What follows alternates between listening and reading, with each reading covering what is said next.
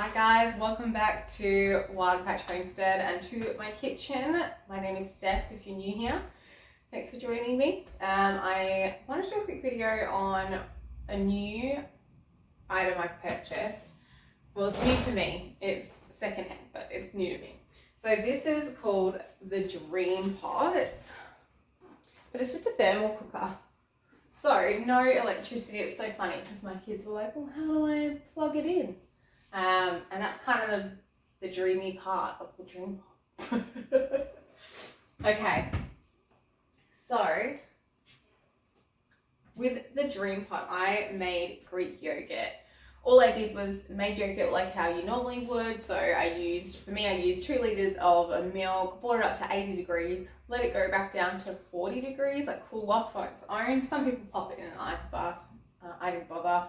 And then I added, I'd say it was about half a cup of Greek yogurt, and I sat it in the dream pot overnight. That was probably for me around 10 hours-ish. I didn't really fuss about it too much, but I know in the little book it says 8 to 10 hours. So now we have our Greek yogurt. It's a really nice big batch, but for me, I just feel like this could be strained a bit, although actually that has really thickened up over the last couple of days. So what I'm going to do, I might separate this. I'll keep this creamy consistency, and then what I'll do is I will strain a bit as well, because we do really like thick yogurt. So this is really interesting. I actually made this about 3 days ago and I just chucked it in the fridge. This is still the container I even heated it up in and sat it in the dream pot. And it's thickened up so much, which is awesome to see, but I still would like it thicker. And then if I choose to, I can let that go even more and turn that into like a cheese, in a sense of cheese, which I think would be fun. So I have a muslin cloth here, and I know it's got stains on it, but it is washed, it is clean. I just like to reuse things as much as I can. So what I'm going to do is just pour some of this into here. I'm going to let it strain. So I mean, I could, if you want it really, really thick, you could, double up, put more layers of muslin cloth, but I'm just going to do 1 layer at the moment just to see how it goes. This is the first time I'm going to bother even straining it, but I would like to give it a go and see how it turns out. I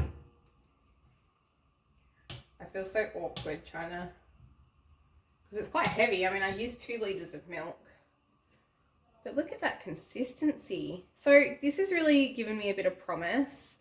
I might even just leave the yogurt, for a few days in the fridge before we eat it then, to thicken up if that's the case. This is the first time, like I said, I've done Greek yogurt. I've used the Easio packets. I'll post a video of that as well.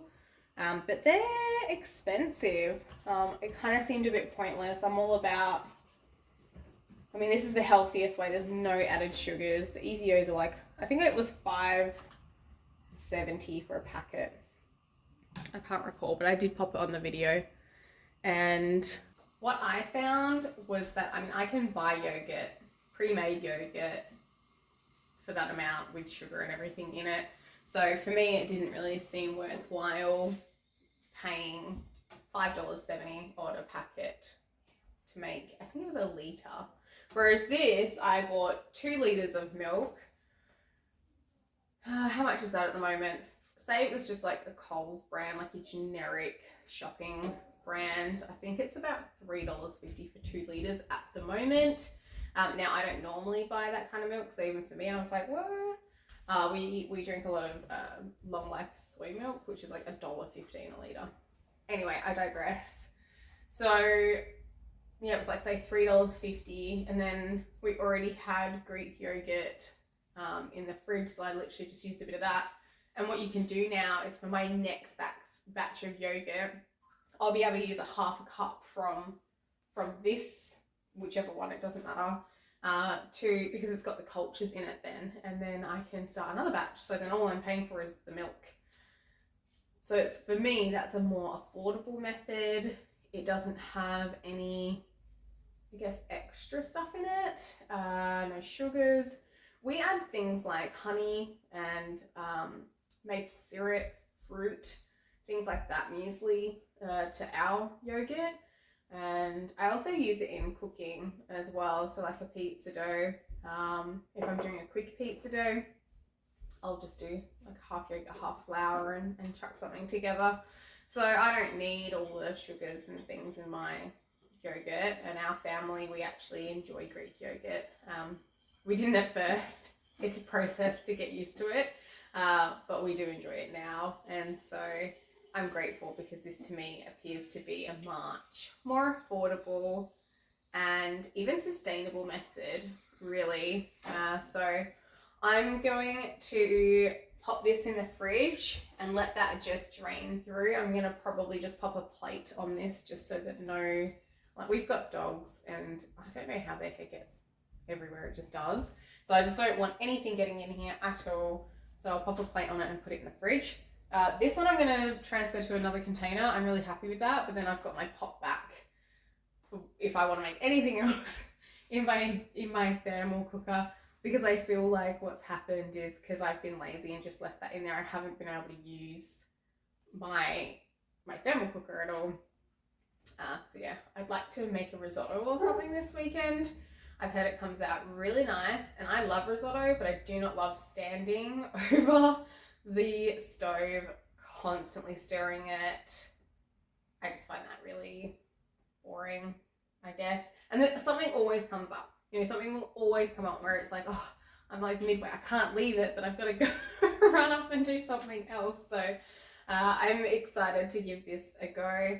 But yeah, I hope to show you a little bit more about the thermal cooker as I experiment with it. I mean, I've only just picked it up a week ago, but you know, one of our dreams is to live more sustainably, live with less energy consumption, and so this is really going to help.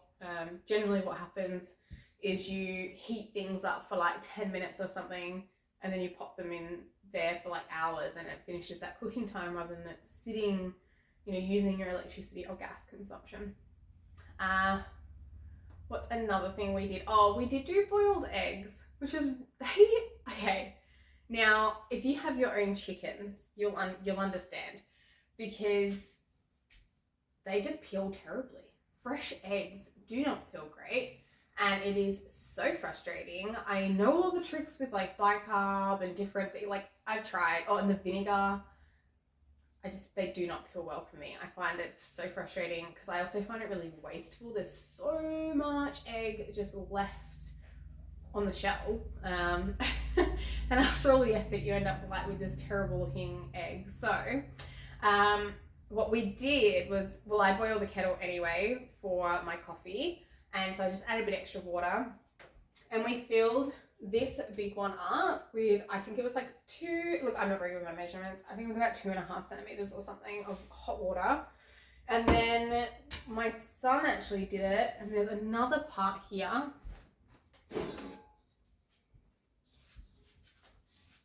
And so there's a smaller one, and so he filled that with the eggs.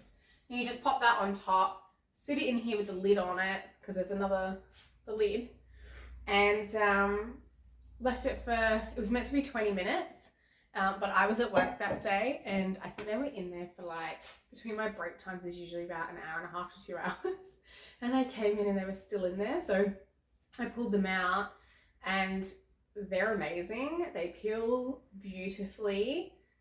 They're perfection. For fresh eggs out of a coop from literally within a couple of days, I've never had anything like that. And so I don't know whether it's because he accidentally left it in there for hours or what, but I'm down for that. I mean, so really happy with the experiments we've done so far, which is a batch of easy yogurt, a batch of Greek yogurt, and a batch of eggs. So let's see what else we can, you know, wrangle up in this thermal cooker, and I'll be sharing that with everybody here. So I hope that's of interest to some. I know it's not something that's like a popular item, but I think it could be really beneficial for us.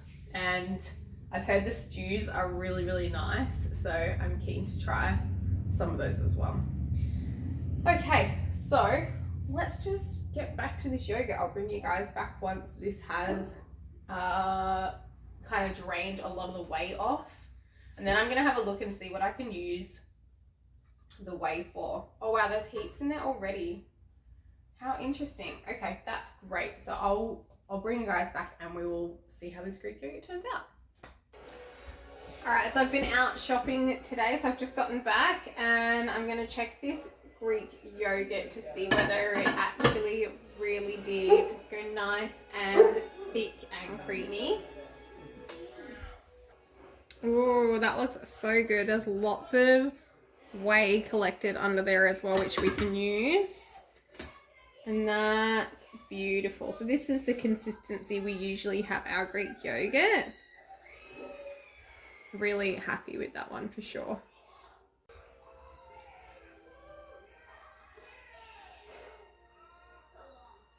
That's really nice. Nice and sour.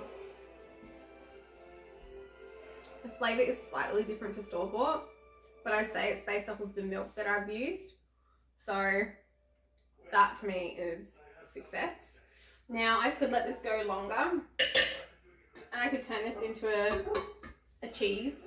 So I'm contemplating doing that. I have just bought 6 litres of milk on special for, I think it was down to like $1.17 for 3 litres. It goes off tomorrow, so tonight I'm gonna turn that into ricotta and make something with it. So I don't know if I would need this turned into a type of like cheese, to be honest. So I think I'm just gonna keep it as the yogurt and enjoy it as it is. So that's it. That's really the very quick simplified version of how I've made Greek yogurt 2 different ways. And yeah, I'm raving about my thermal cooker. Really, really happy with it. So I hope you enjoyed the video. Thanks so much for joining me, and I'll see you guys again real soon. See ya.